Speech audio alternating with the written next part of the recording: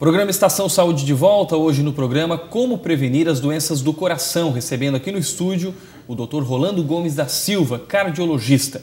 Antes de a gente continuar falando do assunto, nós vamos acompanhar mais uma orientação importante com o Dr. Mário Caporal, que sempre traz dicas para uma melhor qualidade de vida. Vamos acompanhar.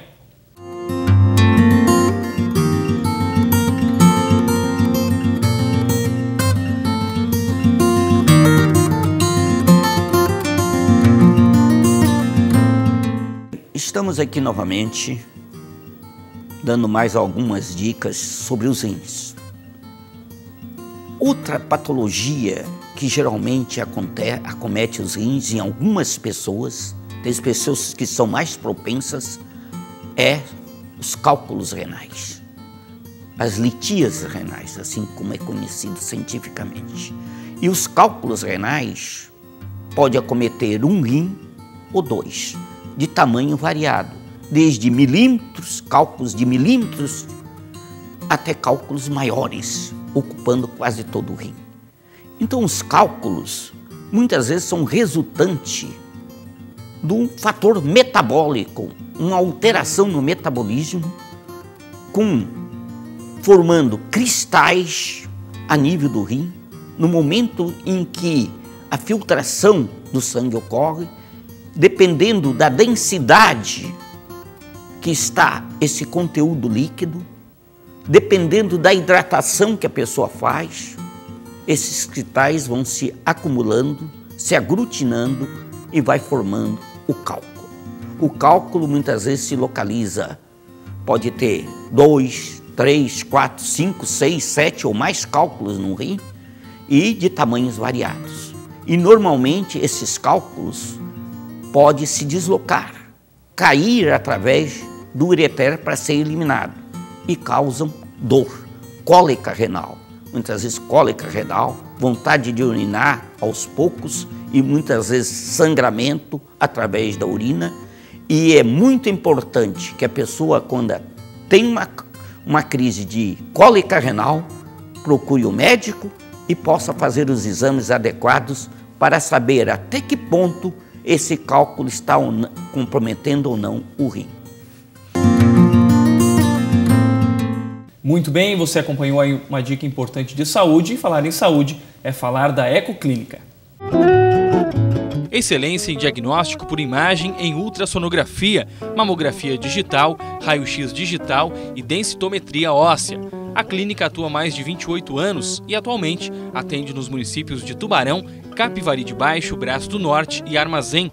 É também a única clínica do setor a receber o selo Nota 10 da Vigilância Sanitária. A Ecoclínica também possui equipamento moderno para ultrassom 4D.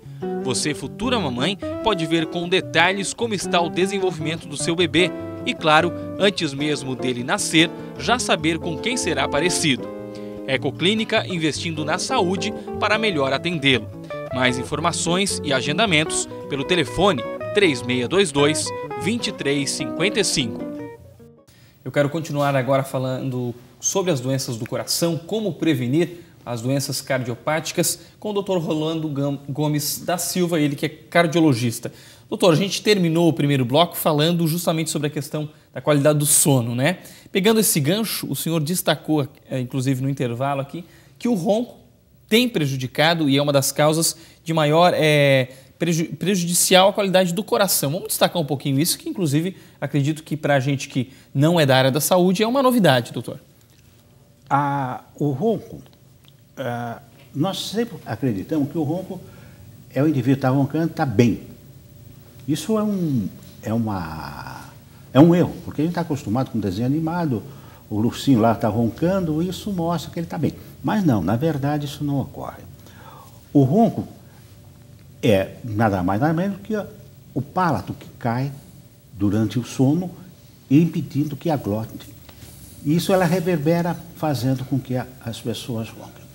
Quando o ronco está associado à apneia, é uma complicação grave do ponto de vista de coração, porque quando ocorre essa apneia, o coração continua batendo, mas o pulmão não está inspirando, porque há um bloqueio da entrada de ar para os pulmões. Então, o coração começa a trabalhar, bombando sangue, com uma baixa quantidade de oxigênio.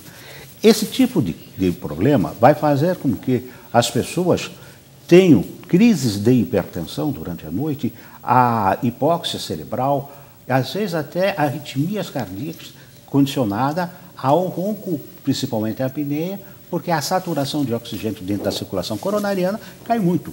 Tem pessoas que têm apneias de 20 segundos e a saturação do sangue arterial chega a cair de 100% de oxigênio para 70%, 60%. Pessoas chegam a ter convulsões até por causa disso. Hoje, o sono é um problema que precisa ser controlado, que precisa ser atendido e precisa ser tratado. Doutor, qual é o índice de reincidência da pessoa que já teve um problema cardíaco, precisou passar por um tratamento, né? De repente, não por uma cirurgia, mas um tratamento para corrigir esse problema inicial que teve. Existe um índice de reincidência e como, doutor, é possível prevenir mesmo a pessoa que já teve um problema ou um infarto, por exemplo? Então, por isso que no primeiro bloco nós comentamos assim, precisa de informação. As doenças, principalmente as doenças do coração, não existe o que se chama de cura. Eu não curo uma hipertensão, eu não curo um processo de aterosclerose. Eu trato. Isso quer dizer o seguinte, o paciente pode sair de um quadro agudo, mas ele vai continuar sendo necessário tratar. Por exemplo, o paciente tem uma doença nas coronárias, faz uma angioplastia ou faz uma cirurgia cardíaca para restituir a circulação nesta área. Ele teve uma melhora da sintomatologia, pois ele estava com dor, estava com angina, melhorou. Então, a sensação de morte iminente melhora, clinicamente melhora. Mas o processo que levou ele a ter a doença continua, e que é a aterosclerose. E isso que precisa ser muito bem difundido. Um coronariano que fez cirurgia, fez angioplastia, ele tem que continuar se tratando com medicamento, controlando a sua pressão, cigarro, controlar o cigarro, perder peso. Isso é constante, isso não para. A mudança de estilo de vida é algo que tem que ser perene no tratamento do indivíduo, porque ele não cura. Claro, importante. Doutor, qual é o primeiro sinal que aponta aí um problema cardiovascular? Existem sintomas específicos, doutor? As doenças cardiovasculares, elas são uma doença meio ingrata, né? Porque, às vezes, o indivíduo pode estar assintomático, não ter nada, nunca teve uma doença. A primeira manifestação dessa doença pode ser o óbito. Então, isso aí é uma coisa que choca um pouquinho. Doença silenciosa, né, doutor? Ela é silenciosa, ela não dá sintoma, certo?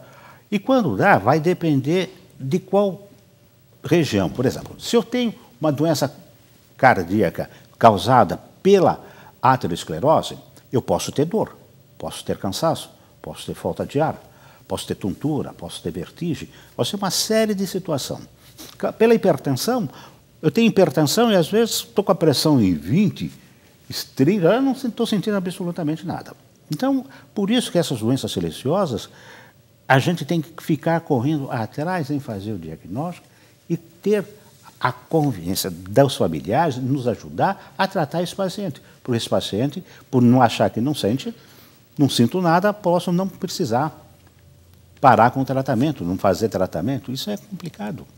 Vamos falar um pouquinho, a gente inclusive viu no primeiro bloco, doutor, a questão destacada pelo Ministério da Saúde destacando o sal, o uso do sal, né, indevido, principalmente, doutor. Falar um pouquinho desse ingrediente muito presente na nossa comida, no dia a dia. Como é que vamos equilibrar isso para que não cause mal ao coração, doutor? O sal, o cloreto de sódio, principalmente o sódio, ele tem uma importância muito grande no metabolismo interno nosso, porque ele que controla a quantidade de líquido no meio intersticial, no nosso organismo. Então, se eu como com muito sal, eu começo a reter muito líquido no meu organismo. E com isso aí eu começo a, primeiro, desenvolver hipertensão arterial e desenvolver, caso já tenha doença no coração, até mesmo insuficiência cardíaca, porque eu retenho muita água, faço com que meu coração trabalhe em demasia. Nós, aqui no Brasil, temos o hábito de comer muito sal, certo? Então, nós chamamos de 10, 15 gramas de sal por dia, enquanto no máximo a gente poderia comer até 6 gramas no dia. O primeiro cuidado que a gente sempre fala para o paciente seria o seguinte: primeiro, retirar o saleiro da mesa, né? Isso é fundamental, porque o indivíduo, o sal, como nós estamos acostumados ao paladar dos alimentos baseado em cima do sal, nós vamos botando cada vez mais sal no sentido de tornar a comida mais palatável. Mas isso é um risco, porque você vai aumentando progressivamente a retenção de água no seu organismo e com isso levando a complicações severas. O paciente hipertenso que faz uma grande quantidade de sal, às vezes você não consegue controlar a hipertensão dele com medicamento por causa do excesso de sal na comida. E não esquecer que sal não é só o saleiro. O sal você encontra a quantidade de sódio necessário para a sua vida. Você pode conseguir através de carne, pode conseguir através de verdura, legumes e frutas. Tudo aquilo que vem a mais é em excesso, né? Então, nós não podemos esquecer que embutidos é conservante é o sal. Enlatados, conservante é o sal. Shoyu, qualquer outro condimento, o sal é o conservante disso. Então, nós estamos habituados a usar muito desse tipo de alimento. E com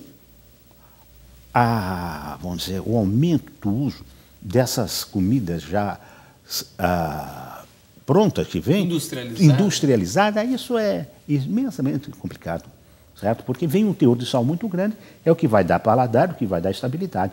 Então isso corre o risco de você fazer crise de hipertensão, desencadear insuficiência cardíaca e uma série de situações graves do ponto de vista cardiocirculatório. Muito bem, o Estação Saúde faz uma pausa, a gente volta no próximo bloco trazendo mais informações justamente sobre essa questão preventiva das doenças cardiovasculares. Voltamos já, não saia daí.